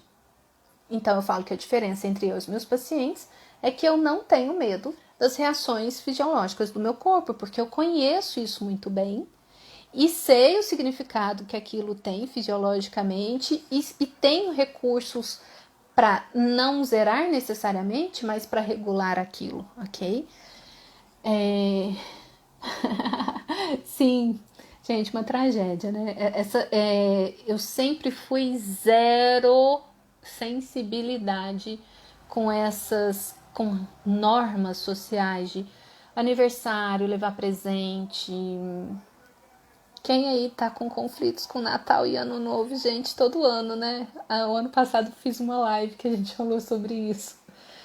Tá eu aqui já trabalhando a minha mente, pensando em diversas estratégias de como vou me safar, qual vai ser o menos desconfortável e etc. Mas até agora eu não consegui decidir, não vai ter jeito de fugir. Quando fico muda com o psicólogo, eu repito para ele: não tenho nada mais a dizer, porque me incomoda o silêncio, porque não sei o que falar. Exatamente isso, Milena. Então, isso é uma característica que a gente observa muito, né? Às vezes a pessoa chega, nem sabe que é autista, então são coisas que vão me chamar a atenção. Então eu faço uma pergunta e eu percebo que a pessoa está lá pensando, percebo que está acontecendo um universo de coisa na cabeça daquela criatura, mas que ela não consegue expressar, que ela não consegue falar, e aí tudo que a pessoa solta é: não sei, ou tô cansada. Mas ela passou quase 1 minuto de reflexão na mente dela, entendeu? Então tinha conteúdo ali, mas ela não conseguiu expressar.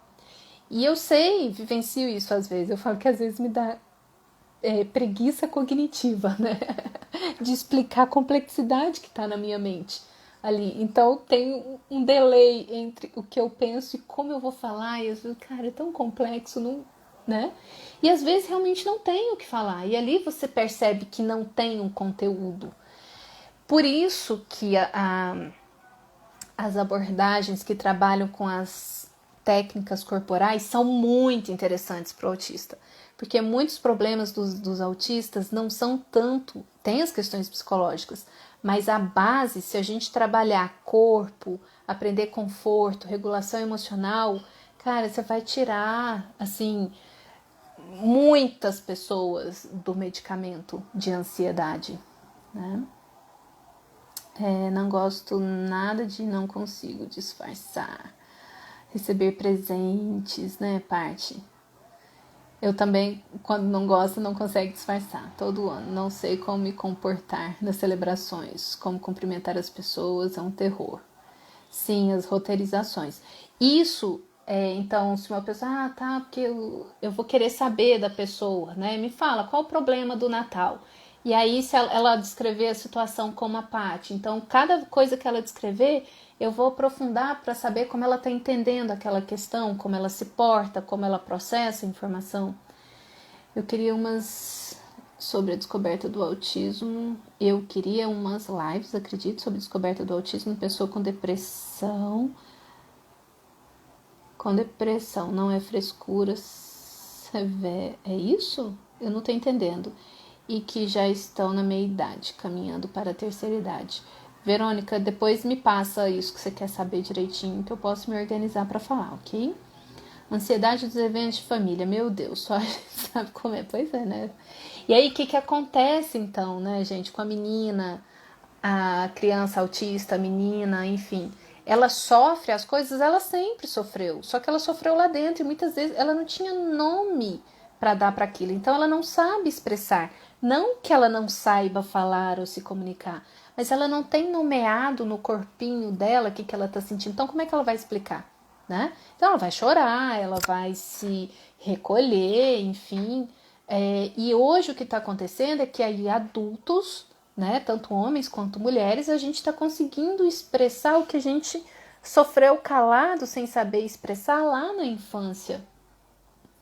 Tô feliz, tô com suspeita de Covid e vou escapar de uma função social.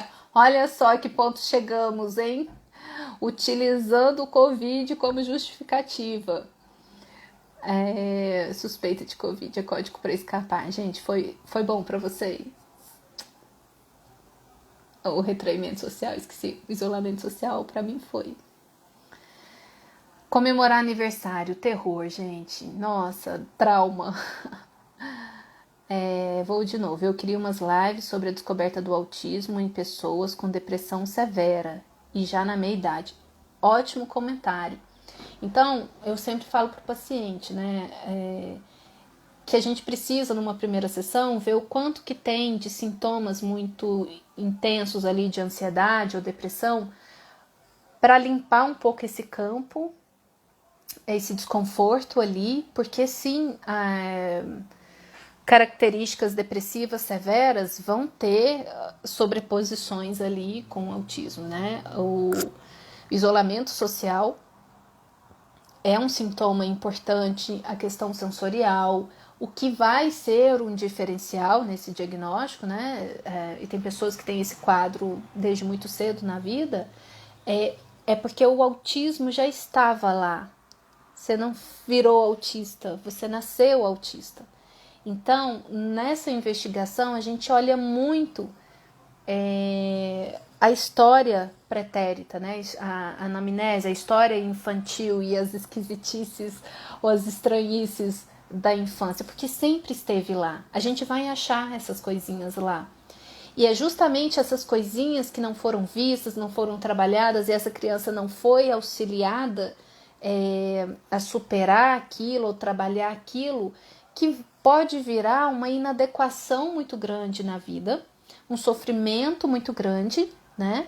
E sim criar possibilidades aí de depressões severas, sem falar nas questões orgânicas, né, alimentares, que eu nem mencionei aqui, e que gera alterações orgânicas no nosso corpo que são comuns aos sintomas depressivos, né? E que muitas vezes essa pessoa vai ser medicada como depressiva e, na verdade, ela tinha disfunções metabólicas importantes. Passou uma vida numa anemia sem ser identificada. A depressão também é interessante, sim. Oi, Érica, tudo bom? Não sei se você estava aí antes, agora que eu te vi. Ficou gravado? Pois é, Ramona, até agora não acabou. Já vai dar quase 2 horas de live e não interrompeu.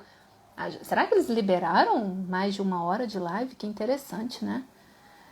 Você já se acostumou mais com a máscara?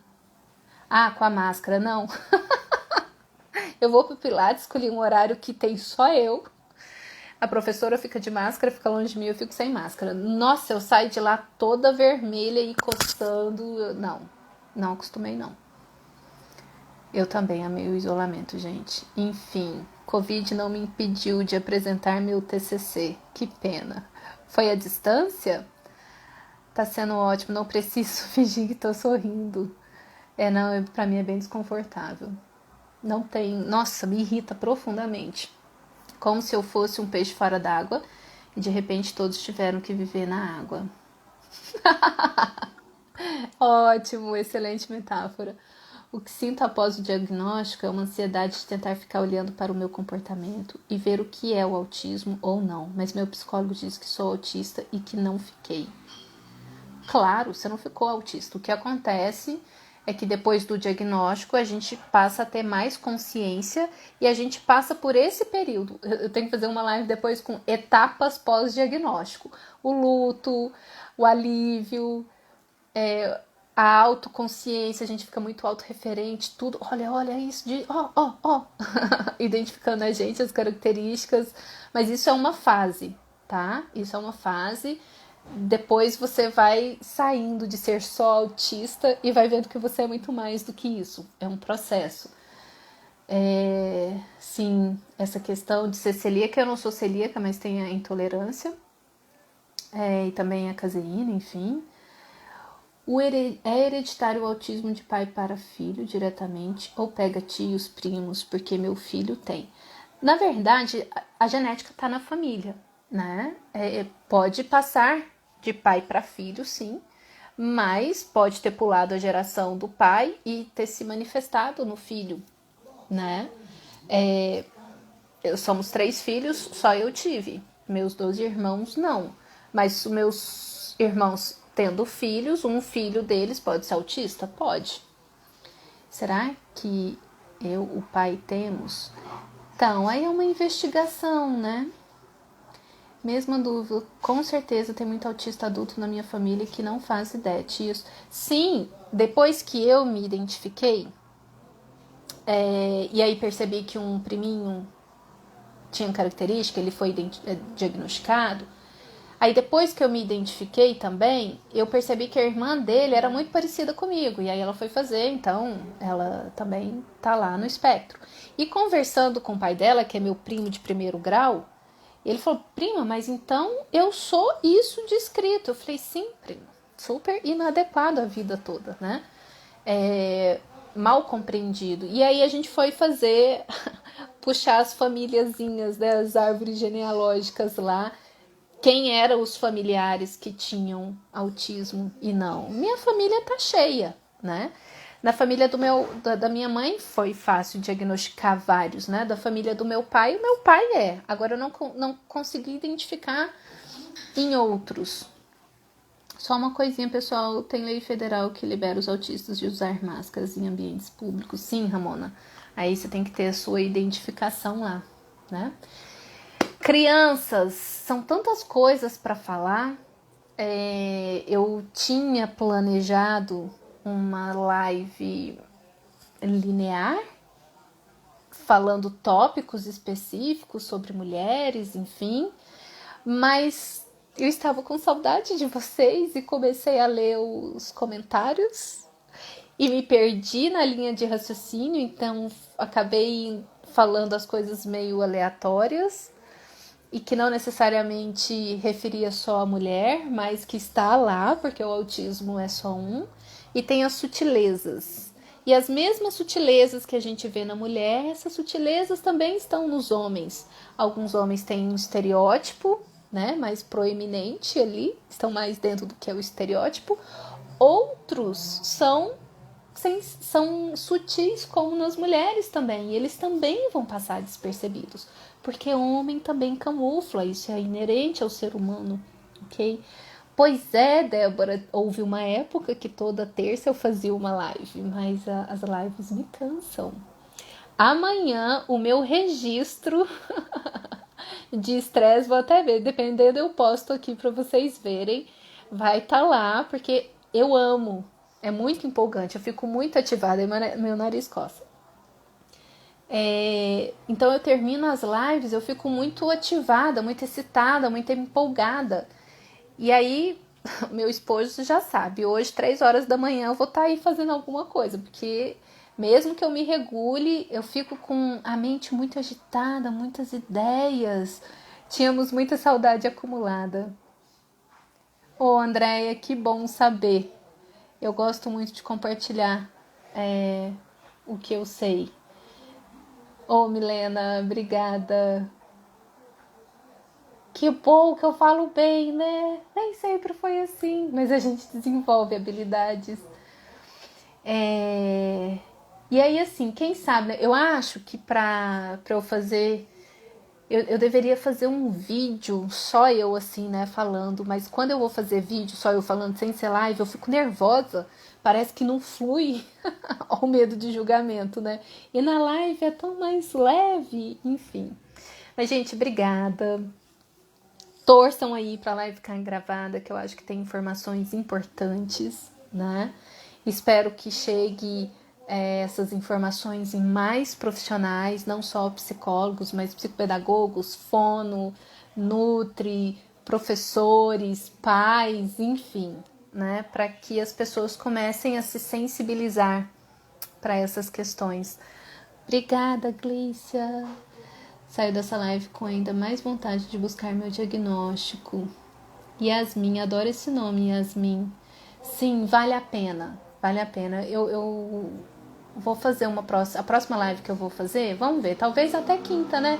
Presente de Natal, lives semanais, né, gente? Sobre as etapas, né? Procura, autoidentificação, diagnóstico e pós-diagnóstico. Ô, Jô, obrigada pelo apoio, incentivo sempre. Deu tudo certo, graças a Deus. Aí a Jo vai na psiquiatra que eu indiquei, que é uma amiga minha, e depois ela me manda uma mensagem. Gabi, ela é muito parecida com você. Muito bom, né? Fechar o ano com ciclos encerrados, verdade, muito importante. Obrigada, Débora, muito bom ter você aqui, bacana. Faz live sem comentários, só caixa de pergunta. Cara, sabe que eu não sei fazer isso? Não sei onde que aperta pra coisar pra sumir os negocinhos, não sei. Né?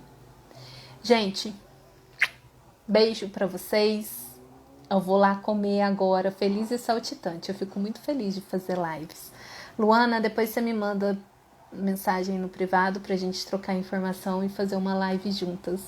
Com essa habilidade linda que você tem de materializar beleza em papéis, né? Adorei, com vontade de conhecer mais. Que bom. É a Pérez Barros. Gabriela, que o universo te devolva tudo de bom que você nos traz. Glícia, eu recebo. O universo, o Uni é super meu parceiro, gente. E por isso eu me sinto com o compromisso de compartilhar os recursos que eu tenho e que chega até mim, né? Eu só lamento não ter mais disposição para poder contribuir mais os meus dados psicofisiológicos mostram que eu tenho que respeitar os meus limites. Sonho com um mundo onde todos os psicólogos e psiquiatras sempre consideram a possibilidade do autismo em seus pacientes. Futuramente, até porque agora a gente tem muitos autistas fazendo psicologia, né? E médicos também. Gente, então vou lá, ó. Beijão pra vocês. Então, vamos combinar aqui. Quinta-feira que vem eu volto pra gente falar sobre as etapas desse processo, né? De autoidentificação, diagnóstico e pós-diagnóstico, tá bom? Vamos colocar aí esse horáriozinho de 7h30. Eliri. Acertei seu nome agora, Eliri. Espero que sim. Tá?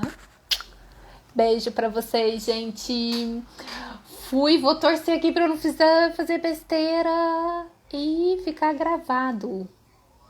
Tá bom? Beijo, beijo pra vocês. Vamos encerrar.